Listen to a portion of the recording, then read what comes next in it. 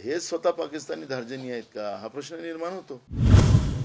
नरेंद्र मोदीच्या बद्दलचं आणि भाजपच्या बद्दलचं प्रचंड राग जनतेच्या मनात आहे। साधारणपणे 3 टप्प्यातले इलेक्शन पूर्ण झालेले आहेत। जवळपास सगळा महाराष्ट्र तुम्ही फिरलाय, काय सांगताय चित्र, काय आत्मविश्वास आहे तुमचा? पहिला आणि दुसरा टप्पा या दोन्ही टप्प्यामध्ये महाविकास आघाडीचे 100% उमेदवार निवडून येतात। लोकांनी निवडणूक हातात घेतलेली आहे। नरेंद्र मोदीच्या बद्दलचं आणि भाजपच्या बद्दलचं प्रचंड राग जनतेच्या मनात आहे आणि ते मतदानाच्या रूपाने आता ते दिसतंय। त्यामुळे या येणाऱ्या निवडणुकीमध्ये आता ज्या 2 जागा झाल्यात, 2 टप्पे झाले, त्याच्यात तर 100% आम्ही जिंकतोच आहे। पण आता उद्या सकाळी म्हणजे उद्या ज्या मतदानाचा कौल आपण पाहिला तर उद्या पण तुम्हाला महाविकास आघाडीचे सगळे उमेदवार निवडून येताना आपण पाहणार आहोत। आमचं लातूर पण म्हणजे मराठवाड्याचं विशेष करून आपण मराठवाड्यात आहे, लातूर पण आम्ही यावेळेस जिंकू, ते उद्याच्या मतदानामध्ये आपल्याला स्पष्ट होईल। एक वारंवार आरोप तुम्ही करताय की मोदी खूप जास्त महाराष्ट्रात येत आहेत, ठिकठिकाणी सभा घेत आहेत। तुमचं असं म्हणणं आहे की ते अस्वस्थ झाले, त्यांचं म्हणणं आहे की आम्ही घरात बसणारे नेते नाहीत तर आम्ही बाहेर येऊन प्रचार करणार आहोत म्हणून बाहेर आहोत। प्रधानमंत्री पदावर आहेत, त्यांनी राजीनामा देऊन टाकावं प्रधानमंत्र्याचं आणि गलोगली फिरावं। पण प्रधानमंत्र्यांनी गलोगली फिरावं हे आमच्यासाठी भूषणावं नाही, ही भूमिका आमची आहे। त्या पदाची गरिमा आहे, ते देशाचे प्रधानमंत्री आहेत, ते नरेंद्र मोदी फक्त नाही आहेत, ही आमची भूमिका आहे। त्याच्यामुळे ते घरात नको बसा ना, तुम्हाला कोण सांगितलं घरात? पण जे शेतकरी आत्महत्या करताय, महाराष्ट्रामध्ये पिण्याच्या पाण्याचा त्राहीत्राही मजलेली आहे, त्याच्यावर प्रधानमंत्री म्हणून ते एक शब्द बोलायला तयार नाहीत। म्हणजे आखरी तुम्हाला अपेक्षित काय? लोकांकडून मतं घेणं एवढीच अपेक्षा तुमची आहे। ज्या पदावर बसलेल्या त्या पदाच्या माध्यमातून जनतेला न्याय देणं ही तुमची भूमिका असली पाहिजे। पण गांधी परिवार आणि नेहरू परिवार, कधी भारत, कधी पाकिस्तान, कधी चीन, अशा पद्धतीची भूमिका मांडून देशाच्या जनतेला दिशाभूल करण्याचं काम अगर प्रधानमंत्री पदावर बसून नरेंद्र मोदी करत असेल तर हे आम्हाला अपेक्षित नाही। उज्ज्वल निकम यांना जी उमेदवारी दिली त्याच्यावरून आता काँग्रेसकडून बऱ्यापैकी आरोप केले जात आहेत, 26 अकराच्या हल्ल्यापर्यंत त्याचे संबंध जोडले जातात, तुमची काय भूमिका आहे त्याच्याबद्दल? बघा, आज माझ्या समोर जे प्रश्न आहेत ते जनतेचे प्रश्न आमच्या समोर आहेत। आमचे नेते राहुल गांधीजी आणि मल्लिकार्जुन खरगे साहेबांनी जी गॅरंटी दिलेली आहेत 5, तेच आज जनतेच्या अपेक्षा आहेत। 26 अकराचं आज केंद्रामध्ये त्यांचं सरकार होतं, राज्यात सरकार त्यांचं होतं 26 अकराच्या नंतर। या सगळ्या प्रश्नावर त्यांनी त्याचं काय भूमिका मांडायची होती सरकार म्हणून, ते त्यांचा प्रश्न होता, पण ते मांडू शकले नाही। पण निवडणुकीच्या वेळेस 26 अकरा हा विषय आणून जनतेच्या मूळ मुद्द्याला डायव्हर्ट करण्याचा एक प्रयत्न केला जाते, अशी आमची भूमिका। हेमंत करकरे यांच्या स्टेटमेंटवरून जोरदार गदारोळ सुरू आहे। हेमंत करकरे यांचा मृत्यू जो आहे तो दहशतवाद्यांच्या गोळीने झाला नाही, तर तिथल्या पोलीस अधिकाऱ्यांच्या गोळीने झाला। RSS आणि हेमंत करकरे यांचा वाद सुरू होता, हे सगळं जी माहिती आहे ती वडेट्टीवारांनीच तर मांडली। तुमच्याच पक्षाकडनं मुद्दा बघा, ते त्यांची व्यक्तिगत भूमिका असेल, विरोधी पक्ष नेते आहेत ते, त्यांना काही सरकारच्या माहिती असतील काय असेल तर त्यांनी मांडलेली आहे। काँग्रेस पक्षाने त्या भूमिकेची सहमती दिलेली नाही। आज आम्हाला जनतेचे प्रश्न घेऊनच पुढे जायचं आहे आणि ती भूमिका आम्ही सातत्याने जनतेसमोर मांडतो आहे। भाजपकडून एक जाहिरात केली गेली होती की जर भाजप निवडून आली तर भारतात जल्लोष होणार आणि काँग्रेस निवडून आली तर पाकिस्तान। हे तर आचारसंहितेमध्ये येतात। निवडणूक आयोग अगर खरंच प्रामाणिक असेल तर तातडीनं कारवाई केली पाहिजे आणि भाजपला निवडणुकीपासूनच दूर केलं पाहिजे। जे काही सुप्रीम कोर्टाने डायरेक्शन दिलेले आहेत त्या डायरेक्शनची अंमलबजावणी केली जात नाही। आज भाजप ज्या पद्धतीनं जाहिराती देते आहे हे तर खऱ्या अर्थानं म्हणजे कुठल्या लेवलवर भाजप जाऊ शकते त्याचं प्रत्यय आहे।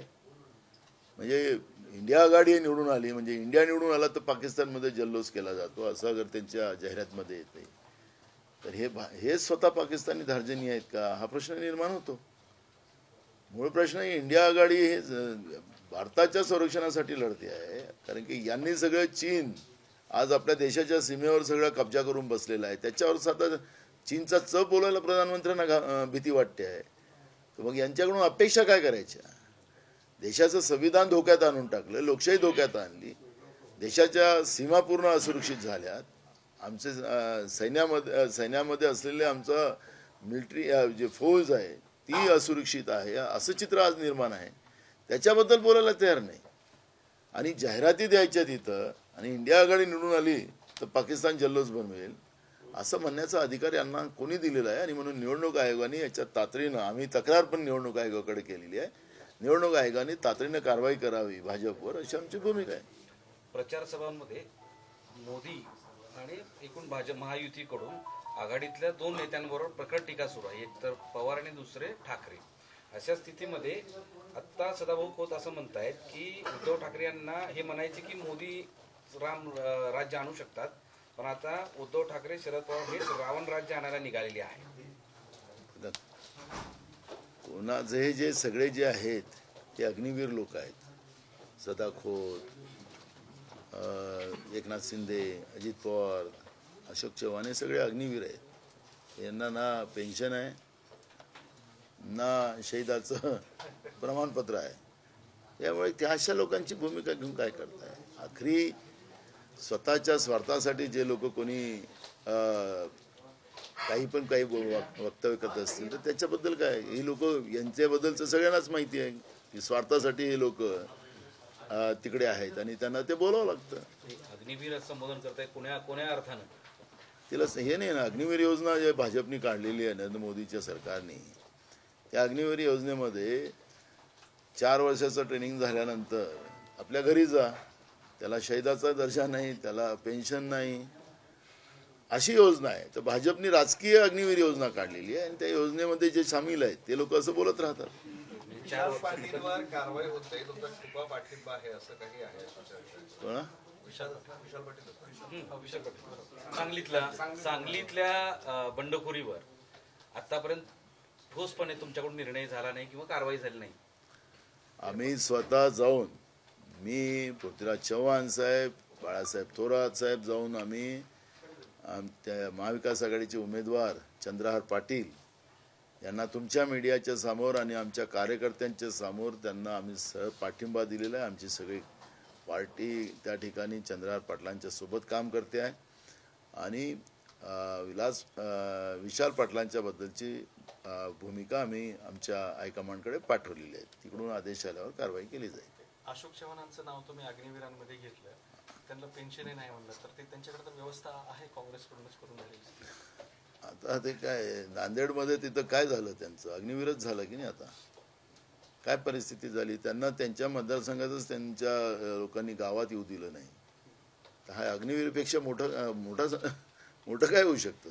प्रकाश आंबेडकरांची भूमिका होती आणि त्यानंतर मोदीजी पण त्यावर बोलले की हे निवडणुकीनंतर एकत्र येतील, म्हणजे उद्धव ठाकरे, नरेंद्र मोदी, भाजप आणि उद्धव ठाकरे एकत्र येतील अशा पद्धतीची चर्चा. आणि मग नरेंद्र मोदी पण त्यांच्या भाषणात म्हणाले की ते आजारी होते तेव्हा मी त्यांची चौकशी केली, ते माझे जुने मित्र आहेत वगैरे, असं संकेत म्हणावे की अजून काय?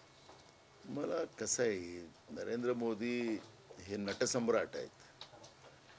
हे कधी रडणार, कधी हसणार, कधी कोणाबद्दल काय बोलणार. इकडे नोटबंदी केली आणि मला तुम्ही ज्या चौकात सजा द्याल, नोटबंदी फेल झाल्यानंतर मी तयार आहे, आणि जपानमध्ये जाऊन टाळ्या वाजून हसताना आपण पाहिलेलं आहे.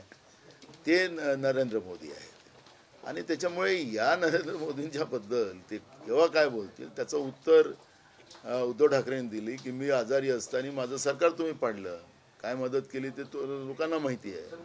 पण मूळ प्रश्न असा आहे की त्याच्यात 2 त्यांच्या भूमिका आहे की असं बोलून त्यांच्या मतामध्ये कसं टक्का कमी करता येईल तो एक प्रयत्न केला, आणि हारतोच आहे आम्ही तर काही डुबते को तिनके का सहारा मिळता है क्या, ते एक प्रयत्न नरेंद्र मोदी करत असतील असं आपण विचार करू. पण मूळ प्रश्न आहे की उद्धव ठाकरे या आत्ता नरेंद्र मोदींच्या बरोबर जाणार नाही असा आमचा विश्वास आहे. राज ठाकरे सध्या प्रचाराला लागलेली आहेत, बऱ्यापैकी नरेंद्र मोदीचा प्रचार करत आहेत. त्यांच्या आत्ताच्या भूमिकेवर काय म्हणणं आहे तुमचं? आम्ही राज ठाकरेवर कुठली प्रतिक्रिया देत नाही. पण ते तर काँग्रेसवर टीका ते करायला काय बोलायचं त्यांना, ते राज्याच्या जनतेला माहिती आहे. त्यामुळे त्याच्याबद्दल काहीच भूमिका मांडणार नाही. संजय राऊतांनी नरेंद्र मोदी आणि अमित शहा यांना नाव न घेता चोर म्हटलंय आणि गुजरातच्या 2 चोरांनी शिवसेना फोडली असं त्यांनी उल्लेख केला.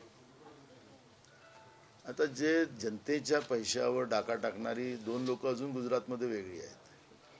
तर ते कोणाबरोबर कोणासाठी बोलले संजय राऊत, ते संजय राऊत आहेत, काही पण बोलू शकतात. पण ते कोणत्या चोरांबद्दल 2 बदले ते त्यांनी स्पष्टता त्यांनी मांडली तर बरं होईल.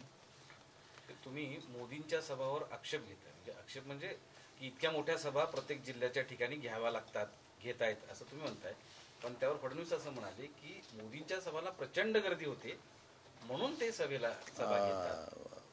300 रुपये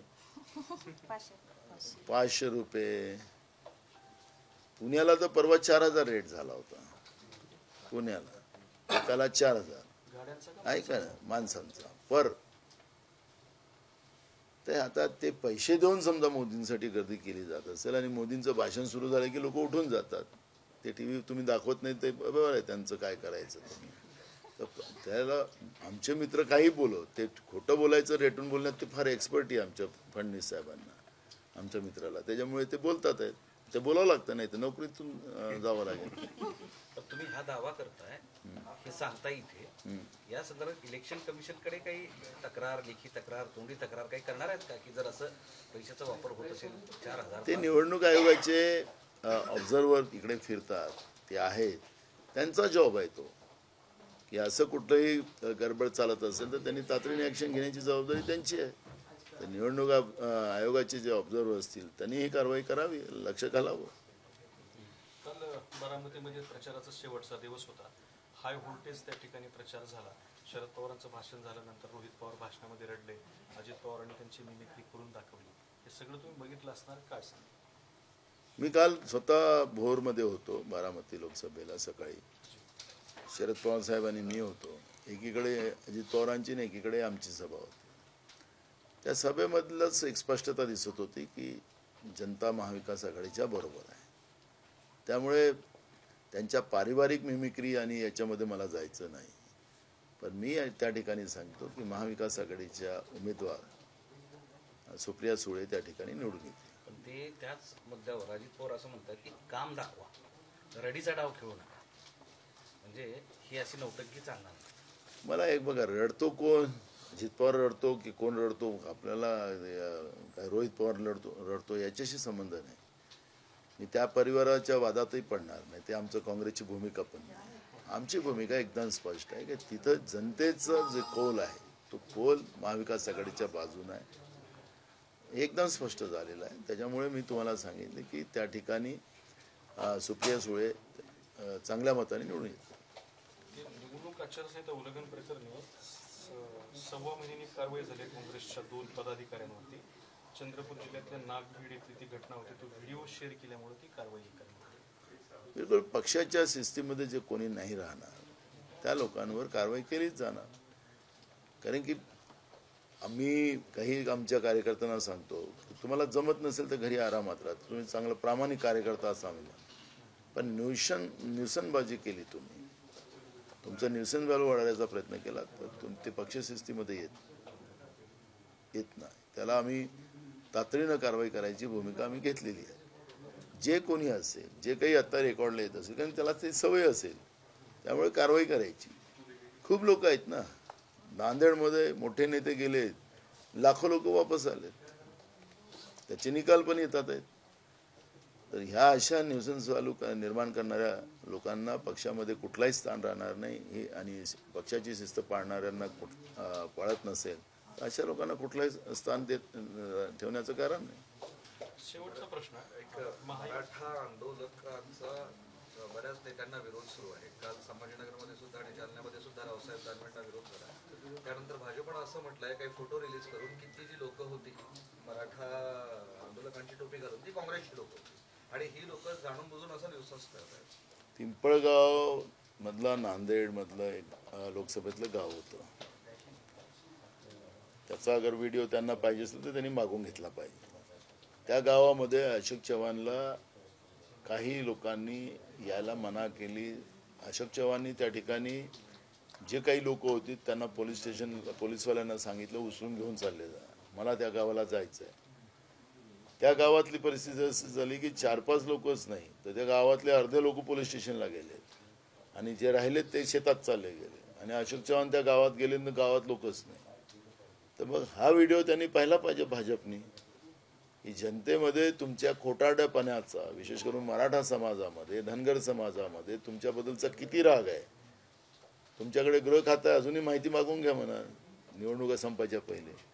मराठा समाज आणि धनगर समाजामध्ये यांनी फसवलं यांना नकली गुलाल उधळायला लावला आणि ज्या पद्धतीने खोटं बोललं त्याचा राग भाजपच्या बद्दलचा मराठा आणि धनगर समाजामध्ये आहे.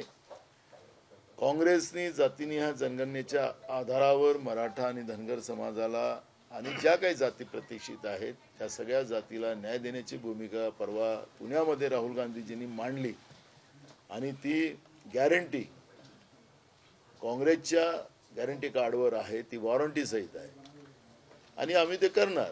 त्यामुळे ही जे फसवे लोक आहेत ज्यांनी खोटं भूमिका मांडून जनगणनेचा विरोध करणाऱ्या भाजपला लोकांनी धडा शिकवण्याचं ठरवलेलं आहे. त्यामुळे काँग्रेसचे लोक होते की ते सामान्य लोक होते याचं विश्लेषण त्यांनी करावं.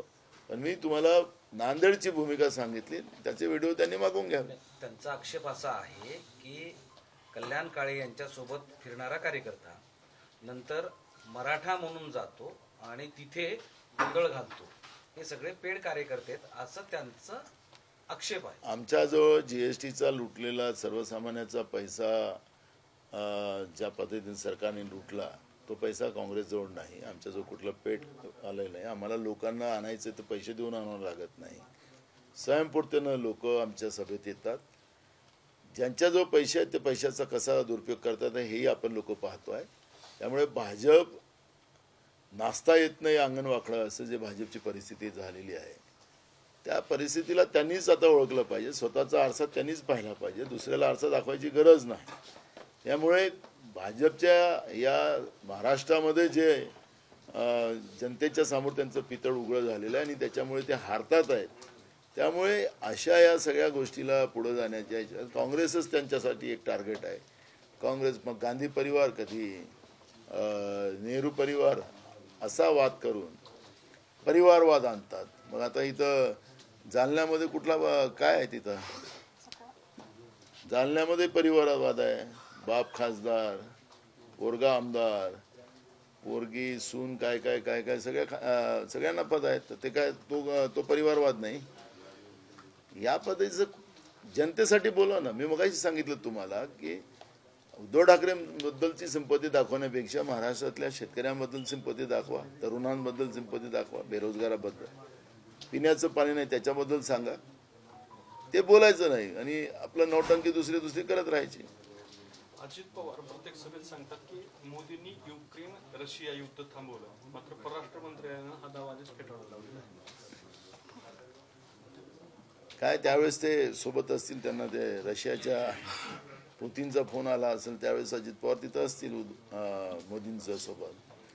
व तिथं ज्यावेळेस रशियामध्ये युद्ध झालं युक्रेनमध्ये युद्ध झालं त्यावेळेस तिथे येणाऱ्या तरुणांचे अनेक फुटेजेस त्यांना माहिती नसेल तर तुम्हाला दाखवलं पाहिजे.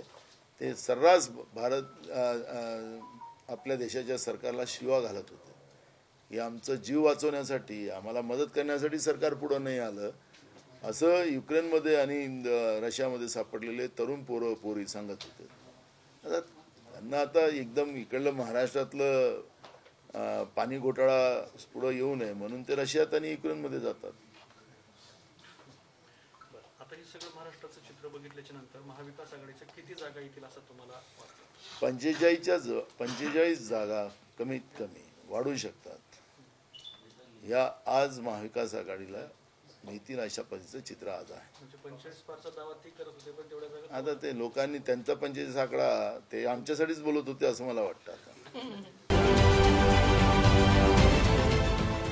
देश विदेशातील प्रत्येक घडामोडींचे लाईव्ह अपडेट मिळवण्यासाठी आता साम टीव्हीच्या सर्व सोशल मीडिया प्लॅटफॉर्मला लाईक, फॉलो आणि सबस्क्राईब करा. तसंच सर्व नोटिफिकेशनसाठी बेल आयकॉन प्रेस करायला विसरू नका.